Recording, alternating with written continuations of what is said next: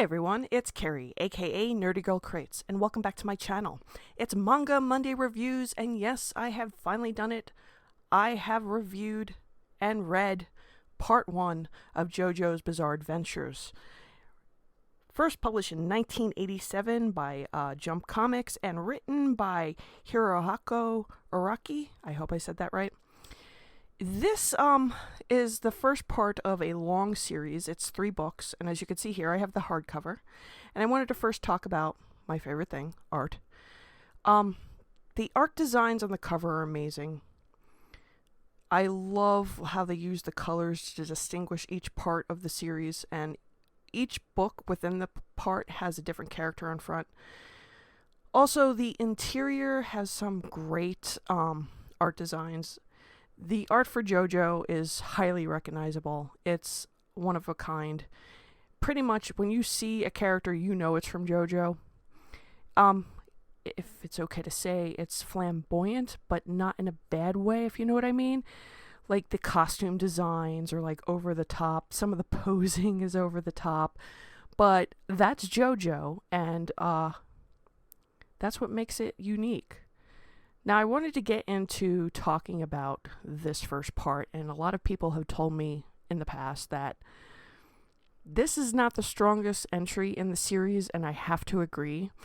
However, I know it's also the first part, and it sets up everything that's going to come later, so I knew it was important to read. Well, I would say my biggest problem with this story was it was very frustrating.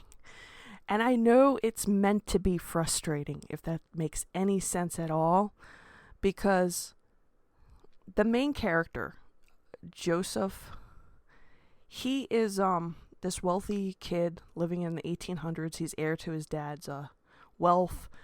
Suddenly, this other kid around his age shows up named Dio, who is very sinister.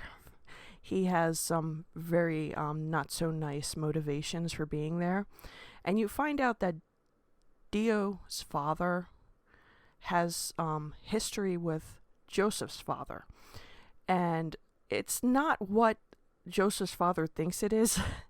See, Joseph's father was in a carriage accident which killed his wife, Joe's mom. And when he wakes up, Dio's father's there, but he thinks he's there to save him, when in reality he's there to rob him. So he feels indebted suddenly to Dio's father. So when Dio's father dies, he writes a letter, right before he dies, he writes a letter to Joseph's dad, asking him to take in Dio, whatever it is. And he agrees to it. Now, what's frustrating through all this is the minute, Joseph meets Dio hates him. Joseph has not done anything to antagonize this kid, but it's obvious that Dio doesn't care. He's there to take his place. He feels like he's more deserving of the wealth Joseph is meant to inherit, and he's going to do anything to rip him down by taking his friends, taking away any possible love interest, etc. He goes to these extremes, and where it got frustrating for me, especially in the first book, was Joseph's dad. Joseph's dad is so, I don't know if naive is the right word to use for this, but he just lets Dio get away with everything. He just believes Dio's word over Joseph's word, his own biological son. He's just like, this kid just showed up. You don't know him. You've never met him before. And yet his word is gold. And poor Joseph is losing everything that's precious to him. And I mean, this guy, Dio, puts him through some crap that just pisses me off as I'm reading it. And again, I think that's the point of the story. And I feel horrible for Joseph because there's even a scene, and this scene had me put the book down for a few weeks before I returned to it. It involves an animal. So if anything where you see animals getting hurt traumatizes you, if you're like me, you look up to see what movies has where the dog dies, and you make sure you go out of your way not to watch it. Yeah, this scene will do that. This scene is like John Wick level dog thing. Okay? It is... It's really oh my God. And none of this ever kind of clues into the father until the very last minute of the first book. And by then it's too late.